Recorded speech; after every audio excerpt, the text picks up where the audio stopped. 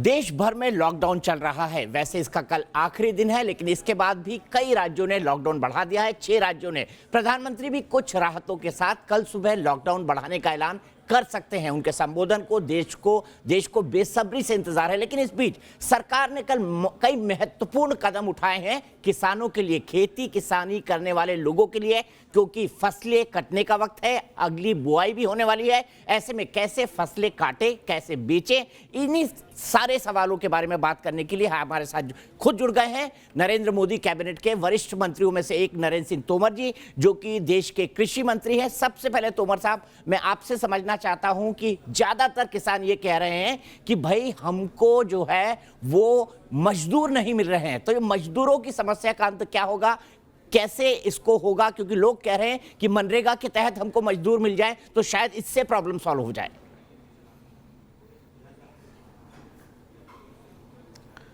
दीपक जी, आप निश्चित रूप से बहुत ही सामायिक विषय पर चर्चा कर रहे हैं। पूरा देश कोरोना वायरस के संकट के दौर से गुजर रहा है, लॉकडाउन की स्थिति है। लेकिन ऐसी परिस्थिति में भी जब लॉकडाउन घोषित हुआ और उसके निर्देश जारी हुए, उस समय भी प्रधानमंत्री नरेंद्र मोदी जी की प्राथमिकता पर कृषि, गांव और गरीब थे।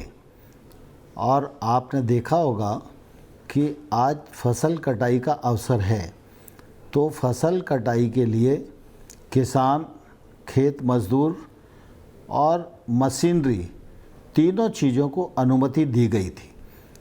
और मुझे ये कहते हुए संतोष है कि दलहन और तिलहन की कटाई का काम लगभग देश में पूर्ण हो गया है। गेहूं की कटाई का काम भी तेज़ी के साथ चल रहा है। पिछले कुछ दिनों यह तकलीफ़ ज़रूर आई थी कि हार्वेस्टर की आवाजाही सुगम नहीं हो पा रही थी।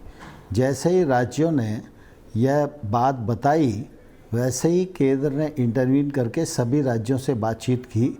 आज हार्वेस्टर की आवाजाही सब जगह सुनिश्चित हो गई है और बहुत तेज़ी के साथ फसल कटाई का काम चल रहा है। यह सच है कि जो मज़दूर हैं उनकी कमी है, क्योंकि मज़दूर 3 प्रकार के रहते हैं। एक मज़दूर वो है जो कारखाने में स्थायी रूप से काम करता है, एक मज़दूर वो है जो कॉन्ट्रैक्टर लेबर के रूप में कारखाने के में काम करता है, और तीसरे प्रकार का मज़दूर वो है जो फसल कटाई के समय ही अपने घर से चल के फसल कटाई में योगदान देता है। इस बार लॉकडाउन की स्थिति को दृष्टिगत रखते हुए फसल कटाई के जो मज़दूर थे, कुछ लोग तो अपने घर से कटाई के स्थान पर पहुंच गए, जो आज भी कटाई में लगे हुए हैं। लेकिन लॉकडाउन की स्थिति रहने के कारण कुछ मज़दूर ऐसे थे जो अपने घर से नहीं निकल पाए, इसलिए मज़दूरों का यदाकदा निश्चित रूप से अभाव दिखाई दे रहा है। लेकिन उपकरणों के माध्यम से, मशीनों के माध्यम से, और जो लोग गांव में उपलब्ध हैं उन लोगों के माध्यम से। और इस समय एक चीज़ और भी हुई कि कोरोना वायरस को देखते हुए बहुत सारे मज़दूर जो बाहर काम करते थे वो तेज़ी से भयभीत होकर अपने घर लौट आए। तो जो लोग घर लौट आए हैं वो भी कटाई में सहयोग दे रहे हैं और हार्वेस्टर से भी कटाई का प्रबंध किया जा रहा है। अब मुख्य रूप से हम लोगों का फोकस किसान के उत्पाद की खरीद का है, और ख़रीद की प्रक्रिया को राज्यों के साथ मिलकर हम लोग आगे बढ़ाने का प्रयत्न कर रहे हैं। राज्य तेज़ी के साथ इस दिशा में काम कर रहे हैं। कई राज्य तो 15 तारीख से दलहन और तिलहन की खरीद को प्रारंभ कर रहे हैं। नेफेड उसके लिए तैयार है। गेहूं की खरीद के लिए एफसीआई को तैनात किया गया है। और जैसे जैसे राज्य अपने राज्य की स्थिति को देखते हुए, लॉकडाउन के निर्देशों का पालन करते हुए, सोशल डिस्टेंसिंग का पालन करते हुए अपने यहाँ मैकेनिज्म बनाएंगे, उसके तहत केंद्र सरकार की एजेंसियाँ राज्य सरकार द्वारा अधिकृत एजेंसियों के माध्यम से खरीद का काम करना प्रारंभ कर देंगी। और मुझे लगता है इस दिशा में सारी तैयारी हो चुकी है। आपको ध्यान में है कि पिछले दिनों यह परंपरा थी कि दलहन और तिलहन की खरीद के लिए राज्य केंद्र सरकार को अपना आवेदन भेजते थे और केंद्र सरकार उसका परीक्षण करके उसकी अनुमति प्रदान करती थी। लॉकडाउन की स्थिति देखते हुए केंद्र सरकार ने बिना राज्य का प्रस्ताव आए ही वहाँ के उत्पादन का 25% तिलहन और दलहन खरीदने की अनुमति एडवांस में दे दी है और इसके बाद भी ज़रूरत पड़ेगी तो केंद्र सरकार इस दृष्टि से निश्चित रूप से विचार करेगी। मैं आपके माध्यम से सभी किसान बंधुओं को यह अनुरोध करना चाहता हूं कि निश्चित रूप से यह संकट की घड़ी है, किसान को थोड़ी तकलीफ़ रहेगी, लेकिन इस तकलीफ़ का हम सब लोगों को मिलकर सामना करना है और किसान की उत्पादन का एक एक दाना खरीदने की योजनाएं राज्य सरकार बना रही हैं और केंद्र सरकार भी किसानों के साथ पूरी प्रतिबद्धता के साथ खड़ी हुई है। आपने हाल ही में कृषि मंत्री और राज्य के जो कृषि मंत्री हैं उनके साथ वीडियो कॉन्फ्रेंसिंग पर बैठक की थी और उनको कहा था जो एपीएमसी एक्ट होता है उसमें कुछ संशोधन करें ताकि मंडी में सामान ना जाए, बाहर से गोडाउन्स में चला जाए। तो क्या सभी राज्य सरकारों ने इसमें संशोधन कर लिया है? और अगर मैं एक किसान हूं, मैं अपनी फसल जैसे मैंने दलहन उगाया है, दालें उगाई हैं, बेचना चाहता हूं तो क्या करना पड़ेगा? कंप्यूटर पर जाना पड़ेगा, राज्य सरकार की एजेंसियों से बात करनी पड़ेगी? एक किसान के लिए आप बताइए कैसे हो पाएगा ये खरीदी की प्रक्रिया? मैंने अभी कुछ दिन पहले वीडियो कॉन्फ्रेंसिंग के माध्यम से देश भर के कृषि मंत्रियों से बातचीत की थी और उस समय यह आग्रह किया था कि किसान के उत्पादन को ठीक प्रकार से खरीदा जा सके और उसे किसी प्रकार की तकलीफ़ का सामना न करना पड़े। इसके लिए उनको कम से कम 3 महीने के लिए मंडी एक्ट से छूट प्रदान करना चाहिए।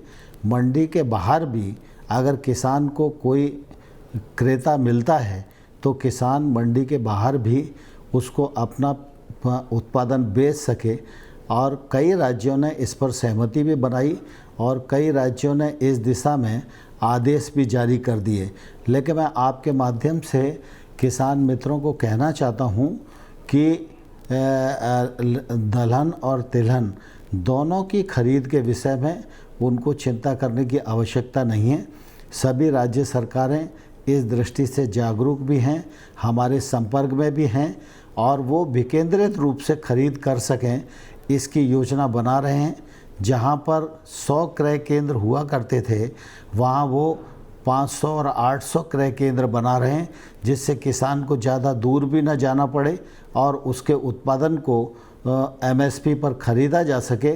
इस बात का प्रबंध पूर्ण रूपेण किया जा रहा है, उनको चिंता करने की आवश्यकता नहीं है, यह मैं उन्हें आश्वासन देना चाहता हूँ। ठीक है। दूसरा बड़ा सवाल तोमर सर वो है फलों के बारे में। कुछ लोग बड़े बड़े फल उगाते हैं, कई क्विंटल में, संतरे हो गए, पपीते हो गए, केले हो गए। मैं कई तस्वीरें आपको दिखा सकता हूं कि वो पक कर गिर रहे हैं। इन फलों के लिए, क्योंकि ये पेरिशेबल आइटम है, खत्म हो जाते हैं, इसके लिए क्या प्रोटेक्शन प्लान है सरकार का? फलों की खेती निश्चित रूप से महंगी खेती है, इसमें पूंजी भी ज़्यादा लगती है और परिश्रम भी होता है। इसमें रखवाली में भी बहुत समय जाता है और बड़ी मुश्किल से फल की प्राप्ति होती है।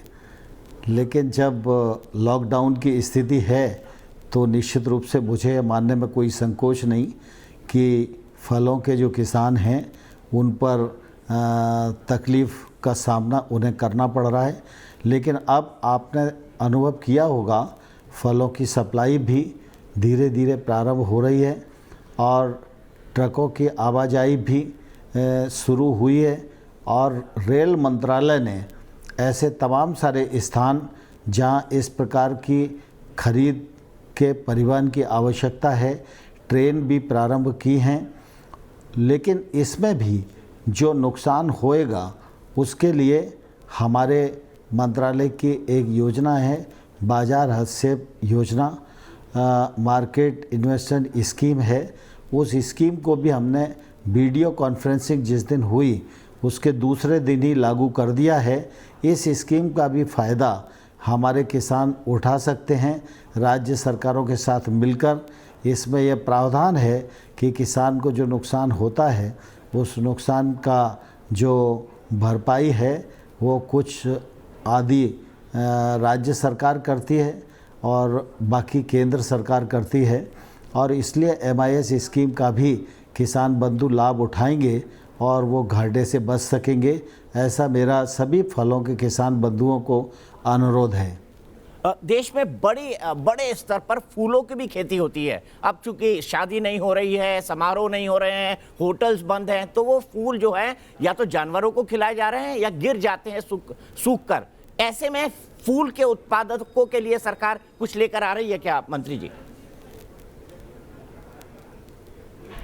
फूलों की खेती को निश्चित रूप से 100% का नुकसान हुआ है, क्योंकि इस समय फूलों की आवश्यकता ही लगभग देश में कहीं दिखाई नहीं दे रही है।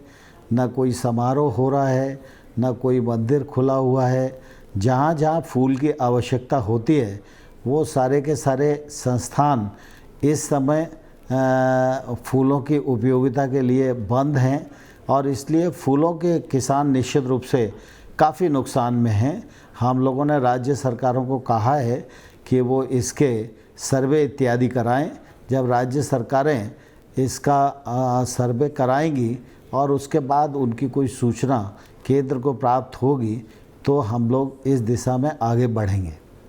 मार्च में जो बारिश हुई थी उससे कई फसलें खराब हुई, उसके लिए आपने सर्वे का काम शुरू कर दिया था, लेकिन लॉकडाउन के कारण रुक गया। अब क्या होगा उन किसानों का जिनकी फसलें बर्बाद हुई और कुछ इलाकों में काफी मात्रा में तोमर ये हुआ है?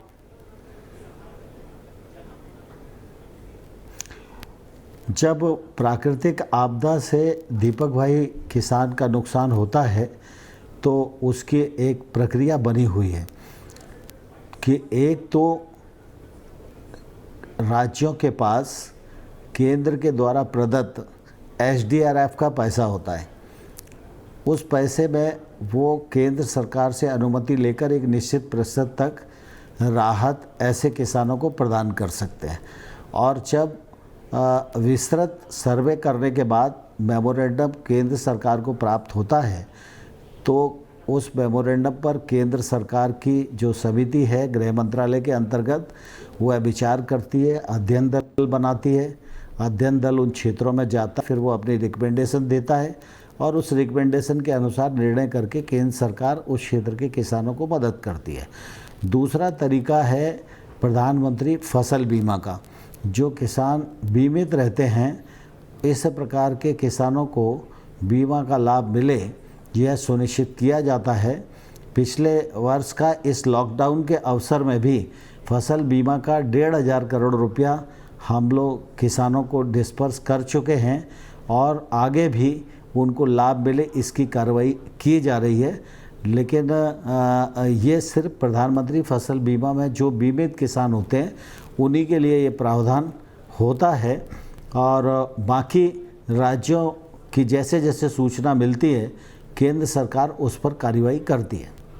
एक महत्वपूर्ण सवाल ये है कि कई सारे मजदूर या लेबर क्लास जिसको हम कहें वो वापस अपने, जैसे दिल्ली से हमने देखा लाखों की संख्या में लोग निकल कर जा रहे हैं, सरकारों ने मदद करके उनको अपने डेस्टिनेशन तक पहुंचाया है। क्या उनको वापस लाने के लिए कोई विशेष ट्रेन या बस की व्यवस्था या इसके बारे में कुछ विचार हो रहा है मंत्रालय की तरफ से, खासतौर पर वो लोग जो खेती किसानी और सपोर्ट स्टाफ के तौर पर काम करते हैं बड़े बड़े महानगरों में? अभी इस मामले में सामान्य तौर पर कृषि मंत्रालय को विचार अपने अंतर्गत नहीं करना है, क्योंकि आप सब जानते हैं डिजास्टर के समय सभी मंत्रालयों की आवश्यकताओं को चिन्हित करके गृह मंत्रालय जो निर्देश देता है वही निर्देश सारे देश में पालन के योग्य होता है। लेकिन इस समय आवाजाही की आवश्यकता निश्चित रूप से महसूस की जाती है, लेकिन जैसे जैसे इस प्रकार की आवश्यकता प्रतिपादित होती है या राज्यों से कोई सूचना आती है और कोई भी ट्रक इत्यादि इस प्रकार के या फसल कटाई के लिए मजदूर नहीं जा पा रहे हैं तो हमारे कृषि मंत्रालय में एक हम लोगों ने कॉल सेंटर बनाया है। जैसे ही प्रभावित व्यक्ति वहाँ फ़ोन करता है तो हमारे मंत्रालय के जॉइंट सेक्रेटरी स्तर के अधिकारी उस राज्य को कांटेक्ट करके यह उनकी सहायता करते हैं। ठीक है, मैं आपके दफ्तर से वो हेल्पलाइन नंबर लूंगा और जरूर अपने चैनल पर चलाऊंगा ताकि अधिक से अधिक लोग उसका फायदा ले सके। आखिरी सवाल सर, प्रधानमंत्री आपको कृषि मंत्री के तौर पर इसलिए भी लेकर आए थे क्योंकि आप जब राज्य बीजेपी के अध्यक्ष थे तब कई साल तक वहां पर डबल डिजिट के अंदर एग्रीकल्चर की ग्रोथ रही थी। अभी भारत ने यह सपना देखा था कि 2022 तक किसानों की आमदनी दोगुनी हो जाएगी। कोरोना की इस प्राकृतिक समस्या के कारण, हेल्थ इमरजेंसी के कारण कितना बड़ा घाटा होगा एग्रीकल्चर सेक्टर को, क्या आप लोग असेसमेंट कर रहे हैं और क्या किसानों को कोई राहत पैकेज दिया जा सकता है? यह सही है कि 2022 तक किसान की आमदनी दोगुनी हो, इस लक्ष्य के लिए आह्वान प्रधानमंत्री नरेंद्र मोदी जी ने मंत्रालय से भी किया था, कृषि से जुड़े कर्मचारी अधिकारियों से भी किया था और किसान बंधुओं से भी किया था। भारत सरकार राज्य सरकारों के साथ मिलकर इस दिशा में बहुत तेज़ी के साथ काम कर रही थी। देश भर के किसान भी बहुत उत्साहित थे, नए किसान भी इसमें जुड़ रहे थे और सब लोग एक संकल्प के साथ आगे बढ़ रहे थे कि 2022 तक किसान की आमदनी दोगुनी करना है। लेकिन अभी जो प्राकृतिक आपदा आई है, निश्चित रूप से इसका असर देश के सभी और क्षेत्रों के साथ साथ कृषि के क्षेत्र पर भी है। लेकिन मुझे विश्वास है कि ये बादल जल्दी छटेंगे और हम सब लोग उसी गति के साथ किसानों के साथ मिलकर काम करेंगे और अपने लक्ष्य को प्राप्त करने की एक सफल कोशिश करेंगे। बहुत बहुत शुक्रिया नरेंद्र सिंह तोमर जी, आपने बताया कि किसान कैसे सहायता ले सकते हैं। हम कृषि मंत्रालय का वो हेल्पलाइन नंबर भी चलाएंगे, अगर आपको दिक्कत हो आप सीधे भारत सरकार के कृषि मंत्रालय से संपर्क कर सकते हैं। वो राज्य सरकारों से संपर्क करके किसानों की मुश्किल दूर करने की कोशिश करेंगे। हमारी इस खास पेशकश में फिलहाल इतना ही, लेकिन न्यूज़ नेशन एक ऐसा चैनल है जहां पर खबरों का सिलसिला कभी नहीं थमता।